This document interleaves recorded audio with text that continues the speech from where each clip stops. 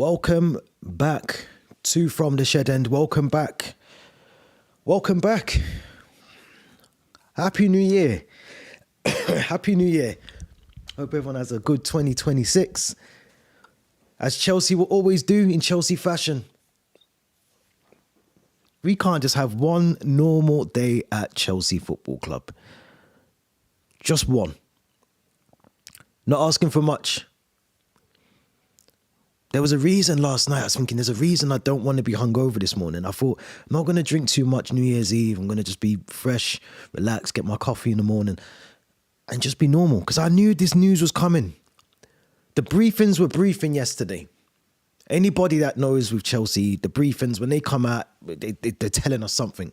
And yesterday was no different because every hour on the hour, there was a new briefing.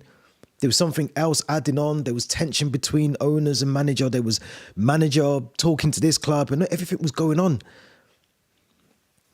And I just thought to myself, this is a club that has spent £2 billion. £2 billion on players. And yet, we've got a Club World Cup, Conference League, and a top four finish, or two, to show for it. No major trophy in terms of Premier League, Champions League, nothing. This is an ownership that does not really know and understand, not even just the Chelsea way of doing things. They don't understand football. They don't understand football. They don't understand the fundamental basics of football. They don't understand. I'm sure it was Todd Bowley when he came in and he was telling Tuchel about a 4-4-3. Like, they don't know football. They're not football men. They're businessmen. They understand business. They understand how to make money, churn money out of the club. There was a number of people, including myself, wasn't very sure about Maresca. I'll be honest, I've not been sure about any of the appointments they've made. Any of them. The last thing I think the biggest red flag was sacking Tuchel for me. That was the worst thing they could have done. At the time when you don't know, and I remember saying this, I remember saying all of this at the time, that, you know, you're sacking Thomas Tuchel, they got rid of Petr Cech, or he left on his own accord, Marina Granovskaya, all of these people that had been at the club, the foundations of the club, understood the club, just knew everything about it. You're getting rid of all of those people, bringing in all these new people. You're going out, if you remember, he appointed himself as the sporting director at one point, Todd Bowley. You're doing all these things. And it's just nuts. It's just absolutely nuts. I'm still finding things out as things are unfolding. I'm not really been too close to what's been going on today, but let's see if we can just get... So as we know it, club statement came out earlier today. And it says here that Chelsea Football Club and head coach Enzo Maresca have parted company. Now, this is the bit that I don't understand, because yesterday they were saying about... is Maresca going to go on his own accord? Does that mean he doesn't get his compensation and all the rest of it? But it seems very Maurizio Pochettino again, doesn't it? We've parted ways. We've decided to go our separate ways. Goes on to say here that during his time at the club, Enzo led the team to success in the UEFA Conference League and the FIFA Club World Cup. Those achievements will remain an important part of the club's recent history, and we thank him for his contributions to the club. With key objectives still to play for across 4 competitions, including qualification for the Champions League, Enzo and the club believe a change gives the team the best chance of getting the season back on track. We wish Enzo well for the future. It's interesting because I think, and we're going to get onto who we think is going to come in and follow Enzo slightly in a minute, but this is a manager that was manager of the month only a couple of months ago, November. And results have not been great. But I'm going to go on to say this. You can't micromanage managers, especially if you're not a football person. especially if you're just a businessman. The amount of sporting directors we have at this football club, the amount of people at this club who are in charge of making big key decisions about this football club, and we're getting things horribly wrong. Maresca should always be judged about his, and I've always said this about any manager, his performance, how he sets his team up, how are they training because they're his coaches around him, and also the results. It's a results business game. He says that's what it is. It comes down to that. If you're not getting results, then pressure starts mounting. But on the flip side of that, I do have to say this as well, because Maresca doesn't help himself, or he didn't help himself. You know, coming out last season and saying that we weren't in a title race, this season coming out and the press conferences have been getting a bit more tense and strange throughout. I mean, I said it after the Bournemouth game. For him to be stood in a dugout for 90 minutes and then suddenly he's too ill to do a post-match. And even before that, I remember there was, I can't remember what game it was, and the press conference was stopped halfway through. He was asked, it was after he made the comments about the 48 hours. And the press conference was stopped midway through. They were literally going to ask him a question about the ownership, and suddenly this, I think it was, might have been Simon Johnson, but the stream stops. And I thought that was weird. I thought to myself, that's such a weird timing for that stream to suddenly stop working. The press conference seems to me, personally, was put to a halt, and then it resumed again. And I remember saying at the time, that was very odd, weird. But the strains have been there.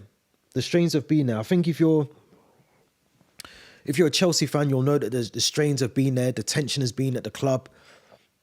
You know, coming out and saying that he's had the worst 48 hours of his time.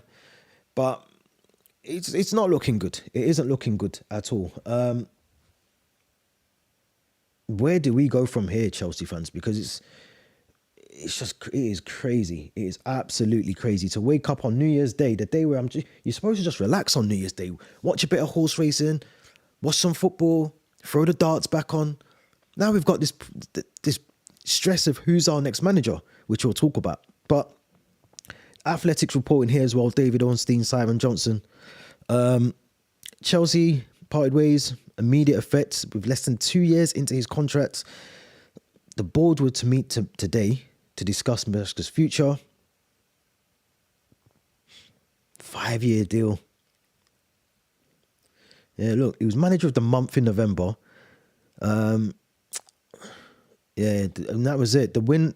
This was the breaking point, I think, for the club, because apparently, coming out and saying that the previous 48 hours had been his worst since he joined the club, because he didn't get the support, and obviously he was pushed again at that moment, about who's he talking about, and he obviously wasn't talking about the fans, but you do have to question, was that the right time, especially off the back of a win?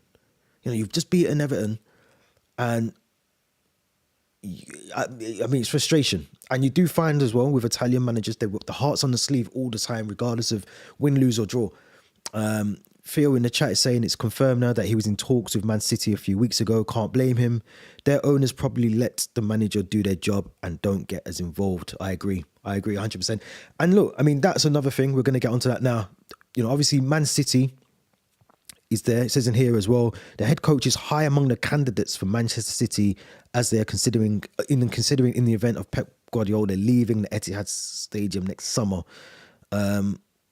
He's under contract until 2027 with City clear. They have no managerial vacancy. But look, Enzo Maresca knows Man City. Man City know Enzo Maresca. Pep Guardiola knows Enzo Maresca. It feels very similar to Alex Ferguson when he left Manchester United and was almost, making sure David Moyes was the guy that took over the hot seat. And I feel like this is a similar situation where we're going to see Pep potentially leave at the end of this season or 2027. It's looking very likely it will be end of this season, I think. If Enzo Maresca's been lined up, he's only going to be out of football for a couple of months. But it looks like he's getting lined up for the City job. And like Theo says in the chat, you can't blame Enzo Maresca, because having meetings after every single game or every other game, and having the sporting directors marching down the tunnel, Egbali walking down the tunnel every game, win, lose or draw. That can't be helpful for a manager. Tuchel did not like it. Pochettino did not like it. I would expect Graham Potter eventually got annoyed with having ownerships literally owning him and standing over him every single watch he does. It's a bit of a dictatorship. And, any manager that comes in at this football club now, for me personally, will struggle. Any ownership that is run the way our club is being run at the moment will struggle to a point. A very good managers don't need to be managed. They don't. Like Theo says in the chat, just let the manager do his job. Because I guarantee you, Maresca's not the issue. We kind of, 4 managers now? 4 top managers we've sacked? If you want to call them top managers. But they can't all be the problem. So at some point, we have to start thinking about actually who is at fault here? Who is the issue? Who is the problem? It can't be just Tuchel, Potter. I was listening this morning. They said, Frank Lampard, he's got his heart's with Chelsea. Frank Lampard should stay away from Chelsea Football Club while these owners are here. Would I love to see Frank Lampard back as manager? 100%. I don't think any Chelsea fan would be discouraged if he came back, but why would you want... Don't tarnish your... Especially he's doing so well with Coventry as well. He'd be stupid to leave Coventry this season. But this ownership is the issue. I don't go to matches anymore, but I know Theo does, and he's come out and said the ticketing prices are extortionate. That's not just for season tickets, that's for memberships, the 2-tier membership we've got now. Vivid Seats, let's not forget about Vivid Seats as well last season. The club shop, we lose games or we draw games, and you're seeing promos for kits, and Central C's suddenly being pushed out. A QPR fan of all, it's more marketing. It feels like we've lost a lot of identity at our football club, and that's a shame. That's an absolute shame. Cruz Banter is saying Maresca knew what he signed up for with these owners. I'll get back to that in a minute. Egbali bringing his nephew in the dressing room half-time. Can't get over that. That's another red flag Theo's giving us there. And what manager in their right mind would use this Chelsea project and job, think it's appealing to work under this owner? This is what worries me.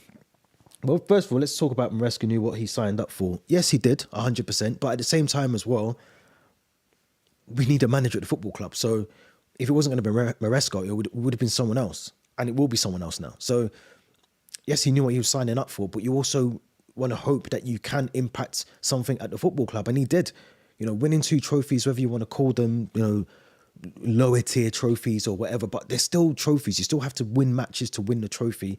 Even winning the Club World Cup, which we were never favourites to win. So I think let's not make out like Maresca was the bad egg and he didn't do any. He done a lot of good things at the club, and he actually got us playing some good football.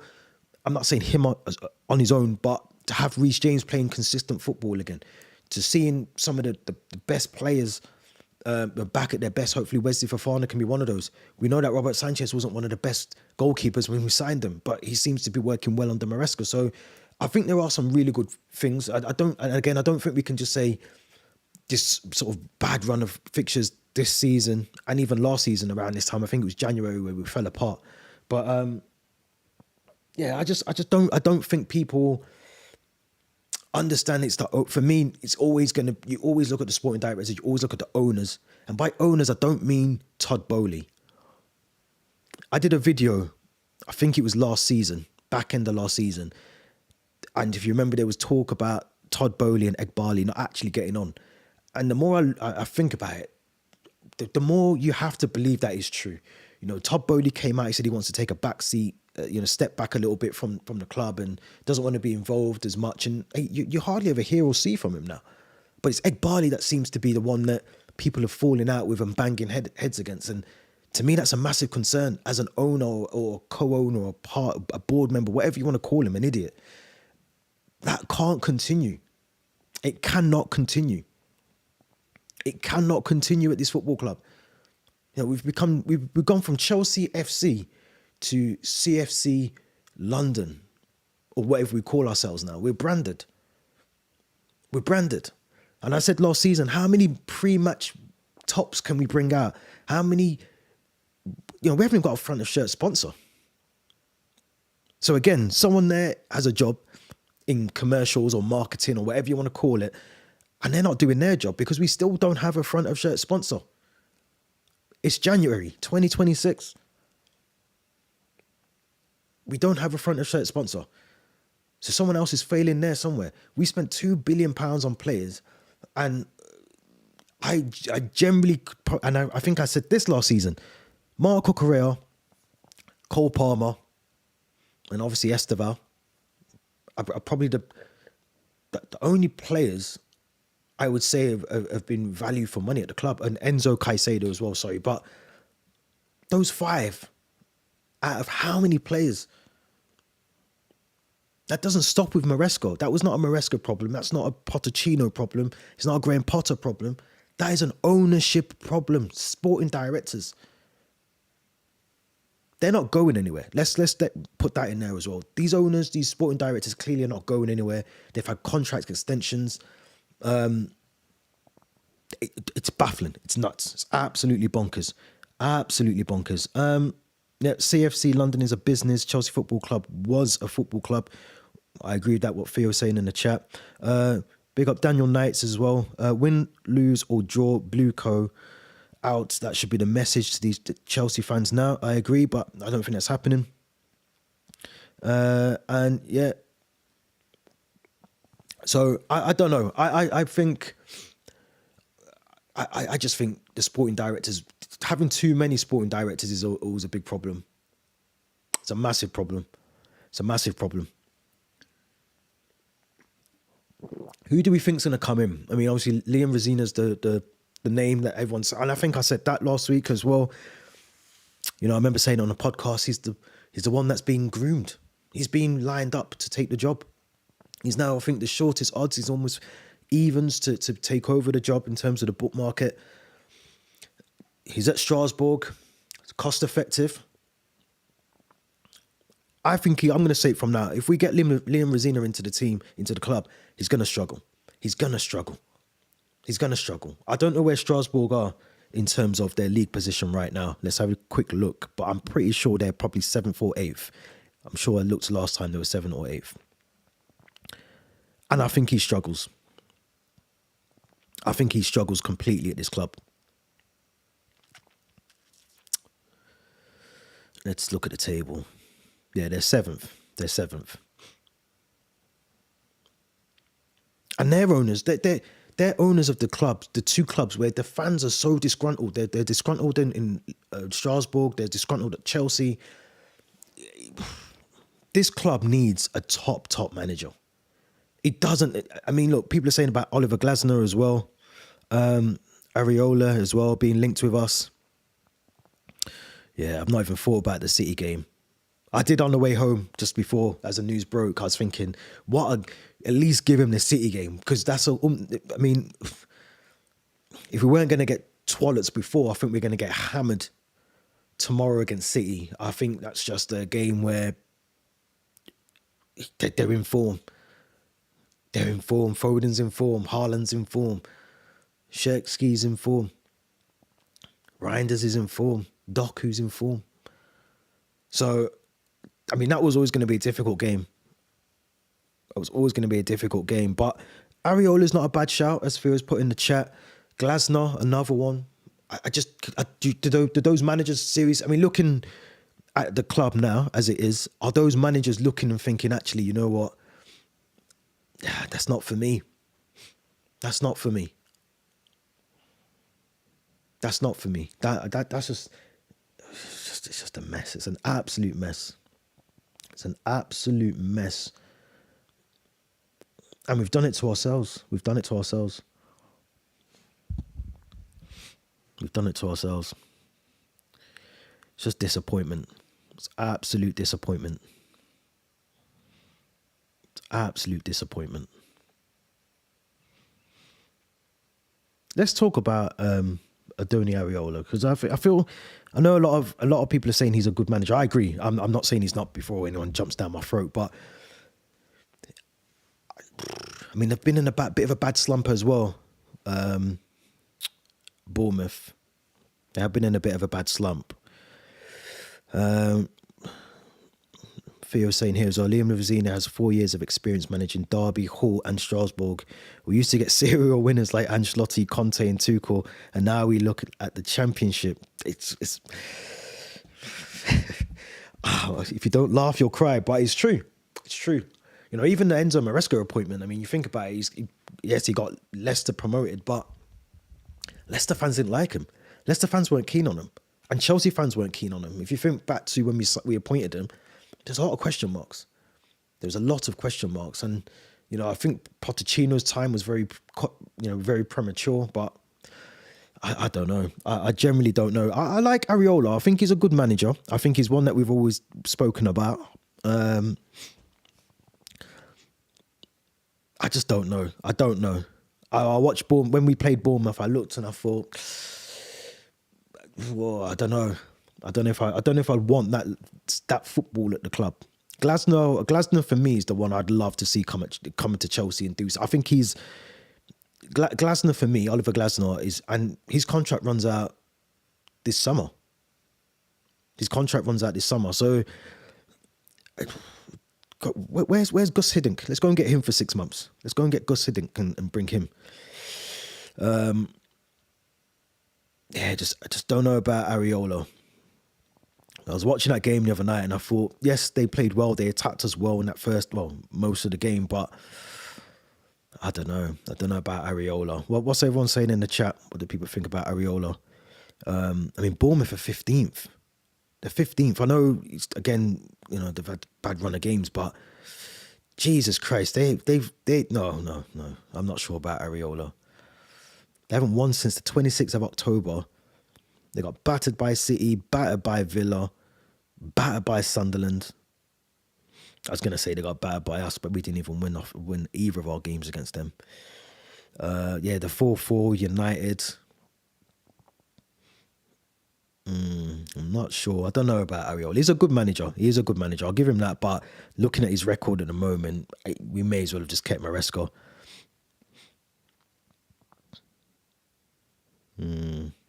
Not sure. Not sure about Areola. I'm not sure about Areola.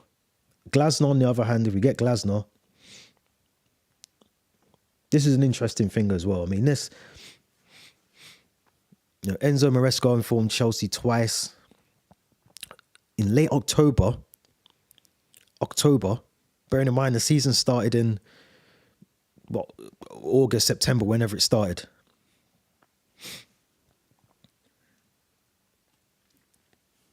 And again, mid-December, after his post-Everton comments, he was talking to people associated with Manchester City about manager position if and when vacancy arises.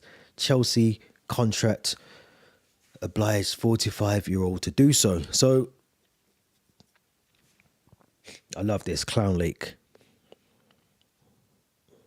But yeah, I mean, there you have it, you know. To actually know that he was talking to them, he was quite kind of keeping the seat warm at Stamford Bridge. Yep, I agree with Daniel in the chat. We need a top sporting director. Yeah, the thing is, I don't think we're gonna. We always talk about the sporting directors. I do. I've just been doing it myself. We talk about Todd Bowley. We talk about Igbali. None of those people at the top are going to leave their positions unless they're forced to do so, and none of them are, because I remember saying this again, maybe last season, they're all doing what they're supposed to be doing. Bringing in young players, selling players on for profit. So in the eyes of the owners, the sporting directors are actually doing a very, very good job. That's in the eyes of the owners. Bringing young players, recruit them for a fraction of the price that they sell them for, make some profit. So they're doing well. They're doing well. On the pitch, they're not getting things right because they're not picking the right manager. The manager's then failing at his job because he's been given a bunch of players some he probably doesn't even need or want, and he's failing.